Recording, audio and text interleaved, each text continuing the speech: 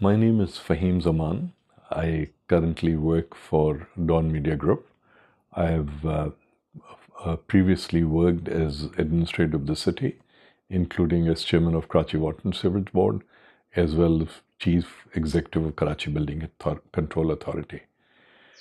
As per my experience, Karachi is an extremely diverse city. By diverse, what I mean is you'll find people of different shades, colors, religions, ethnicities. You'll find old Karachians who mostly Kachi Memon, Balochi speaking, not to forget Sindhi speaking, Parsi, Christians, Goan Christians, and even Jews living in the city. But with passage of time, Karachi has graduated from a small coastal township in less than, I would say, a couple of hundred years. It's now a bustling metropolis, which is probably one of the 10 largest cities in the world. All cities in the region that I know, like Mumbai, Calcutta, Lahore, Delhi, Tehran, Colombo, these have been historically large cities. But there is one difference between these cities and Karachi. In 1947, at the time of inception of Pakistan, all these cities were large cities, but Karachi was a city of merely 350, 400,000 people. All these cities have grown from large cities into mega cities, but Karachi has grown from a very small city, small township rather, to one of the, as I said earlier, a very large city. The rate of urbanization in Karachi has been very rapid. It's almost explosive. But you see various communities which already existed, and after partition or creation of Pakistan, these communities have, solidified. And like Bihar colony is a small settlement in the west of Liari.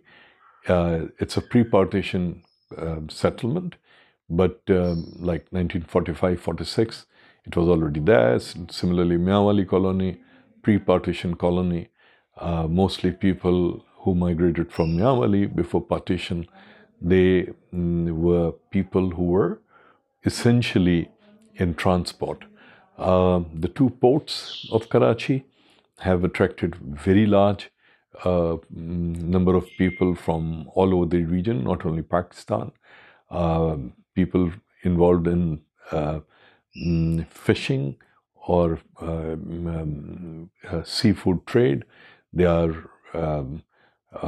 old Karachians, they're Bengalis, they are Rohingyas, they're Ceylonese, and Pashtun and Punjabis now.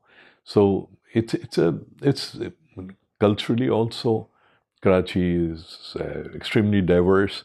You see northern India or UP culture in the midst of Karachi. You see old Sindhi culture in parts of District South, in especially around Abdullah Harun Road and Sadar, Liari, etc., Garden, Then you have, people during last, I would say, 40, 50 years, migrating from Swat and rest of the KPK, camping all around Karachi, Surabgot, Qaidabad, Landi, Baldia, etc., etc. You'll find very large chunks of Punjabi population in Karachi, but they mostly assimilated with along with Urdu speaking in all over Karachi. When you talk about culture, there was a time when Karachi used to have many nightclubs, restaurants, etc. But all that was kind of demolished by Zia's rule in the country. Yet, a very large number of musicians who migrated from India, singers, poets, old Karachi, parts of even Eastern film studios, Avenue, all these, and uh, it's in form of National Academy of Performing Arts, Arts Council, these very contemporary today. You have very large pockets in District East where you find culture on a very high pace or high pitch cultural activity, drama and poetry, music, etc., etc. Karachi attracts a lot of people from all over the country as well as from all over the region. This region has been in turmoil, rather in constant turmoil, meaning you've seen Iranian Revolution west of Pakistan. You have seen constant turmoil in Afghanistan. There has been constant turmoil in Sri Lanka, in Bangladesh. So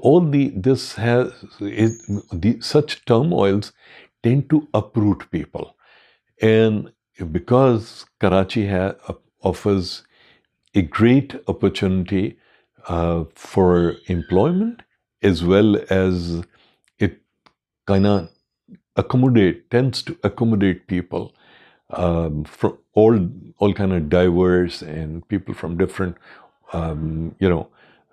trades, etc., etc. So people from all over the region, including other parts of Pakistan, tend to come to Karachi, find their professions or employment or businesses. You can see there is a dying trend, but used to be very rich cultural thing in Karachi, Irani ka hotel, So even they're like all over the city, these small coffee shops or tea shops were known as Irani ka hotel. Then Pathan ka Thia, again Cafe de Pouce, or by mostly Pakhtuns from Chaman area, setting up their tea shops, offering garam parathas in the morning. The two ports offer massive employment opportunity for port-related workers and general labor, etc. Similarly, because of the port and the cosmopolitan nature of Karachi, offers great potential to the industrialists, setting up huge industrial areas like Site 1, Site 2, Site 3, Kurangi Association of Trade and Industries, Baldia, etc., etc. There's massive industrial activity which offers not only employment but also trade. People, who kind of specialize in garment development, in design, in fashion. The best part of Karachi, which is unlike any other in this country or this region, Karachi is a very, in Urdu we call it Gharib Parwar Shahar, meaning it's a very poor friendly city. Nowhere in this country you can buy a roti or a tandoori roti or a cup of tea or a plate of basic dal, salan what you can, at a price where you can buy in Karachi. You can get very decent, very good, diversified food from old Karachian cuisine in Bakra to the Baloch style fish in Chakiwada to Bandar Road, Bandu Khan, and then going up to PIB and Liaquatabad and Federal Bay area. Typical UP, Nihari, pie, etc., etc. It's great flavor. And you go to Shah Faisal Colony, etc., you'll find cuisine which are very typical to that area, but also in a way very much Karachi. So all this makes the city and people of the city very resilient. Karachi has expanded over the years, not only vertically but also horizontally. To support horizontal growth of Karachi, Karachi needed transport system, public transport system. In 1975, I guess, the almost 80-year-old tram system of Karachi was shelved. Karachi Circular Railway died its sad death in 1999. Similarly, Karachi Transport Company, which used to run red buses, they died somewhere in early 90s or something. So while for any city of a scale and size of Karachi, public transport is one basic ingredient for the city to function efficiently. Unfortunately, today we do not have even a single public bus running in Karachi. 20 years ago, there were like 25,000 buses in Karachi. Today, there are less than 6,000 buses in Karachi. It's still the city functions.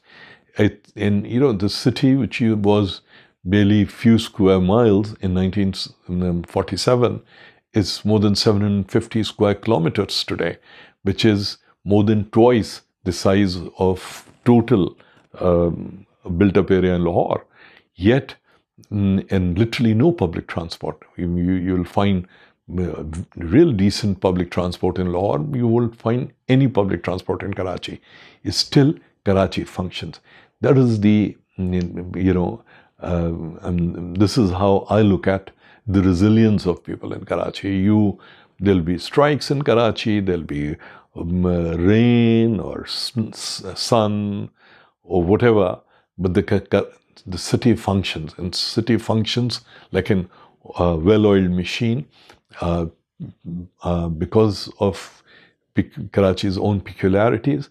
Most people in Karachi works at least 1.5 jobs, and with all the challenges, look at women employment. Women employment, public transport is extremely important for women employment, because if you don't have public transport, if you don't have sections in public buses for women, they will not be able to go out or travel large distances in any other city. But in Karachi, you'll find very large number of women workers in Korangi industrial area, in all the 3 or 4 site areas. But how did they manage to get there? It's a complete mystery to me. But you will find people somehow managing to commute, getting from point A to impossible point B, and doing what they need to do, and making sure that the wheels in Karachi turn. And this takes me to the challenge of urban development. A city like Karachi, Karachi is not a very old city. Brits ran over Karachi in 1838. Prior to that, it was more of Kolachi than Karachi. It was ruled by Talpurs, it was part of Talpur Sindh, and Brits developed Karachi as not just an outpost. For British, it was very important because they needed a port on the western flank of subcontinent, a deep sea port, so that the ships commuting between England and subcontinent get their first reprieve. So Karachi was an ideal location for that. So the port developed. Then, when the British Empire was under threat from Russian Empire, the Great Game, as you call it, Karachi became the cantonment and the airfields which would kind of defend Bolan Pass and any Russian onslaught from the north. So you see the sixth cantonment that developed in Karachi, as consequent to that fear. You see Moripur Air Force Base, which is now Masroor Air Force Base, Faisal, which was a Drigg Road at that time, the Karachi Airport or Kala Chhapra, again, being a civilized cross on trade routes, Karachi was. So there's a lot of heritage which developed in, I would say, last 250 to 300 years.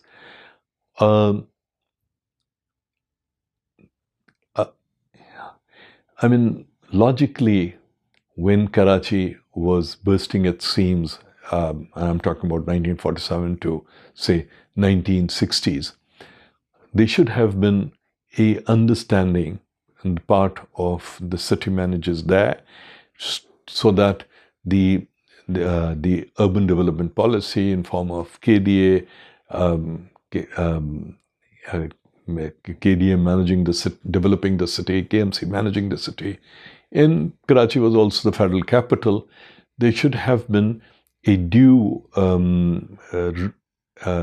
realization of the heritage and how to preserve our heritage, which I will not be totally right if I say Karachi history goes back to early 1830s or even 1700s. A lot of, this was even prior to Brits ever coming here. Karachi was a very outpost for subcontinent trading. So, but unfortunately, in a race to exploit the land resources and other resources in Karachi, over the years, especially the last 70 years or so, I would say, very little respect was accorded to heritage of Karachi, which at times really burns like a sharp stab in old Karachians' hearts, because it was a beautiful city. It had beautiful gardens. I mean, I still remember I was reading somewhere in the files only, when KDA Scheme 5, or what you call Clifton, was being developed. Karachi's Cornell trained top urban planner Ali Ahmed Saab presented his KDA Scheme 5 plans to Zulfikar Ali Bhutto, who was the Prime Minister at that time. And ZAB actually returned, all those plans. And Ali Ahmed Saab was the one who developed North Azamad, the widest possible boulevards, green belts, playgrounds, etc., etc. All that is his legacy. Ali Ahmed Saab wanted to build, use Kidney Hill near Amir Khusro Road as the main water reservoir for Karachi. So he was a great foresight. But even his plans were returned by ZAB saying there were not enough open areas, playgrounds, and parks in this scheme. So Ali Ahmad Sahab had to revise his plans and bring those plans to. So you see Bagh ibn Qasim, you see multiple, Amir Khusro Park, the so-called Aunties Park, and there's so many in parks and playgrounds. What we did to those parks and playgrounds, how we commercialized them, how we sort of tried to eat them away, it's another sad story. But the fact of the matter is, they were there. All cultural heritage places, most of these places were initially destroyed. Wazir mentioned, it's considered to be the birthplace of Qaid Muhammad Ali Jinnah. Your heart is going to bleed. You're really going to weep if you go there. Especially in a rain, or literally sewage is oozing out everywhere. The places, the whole street is a mess. Similarly, Flagstaff House. In last few years, I would say, last 10 years or maybe 15 years, there has been a realization that our development initiatives should not affect open areas and green fields and heritage sites in a negative manner. But this realization has come at a very heavy cost and after a very long time to the managers of Karachi. I'm really grateful to IAM Karachi for giving me this opportunity to talk to your audience. I wish we had more time. We could share a lot more experiences and anecdotes, but every good thing has to come to an end. So thank you very much.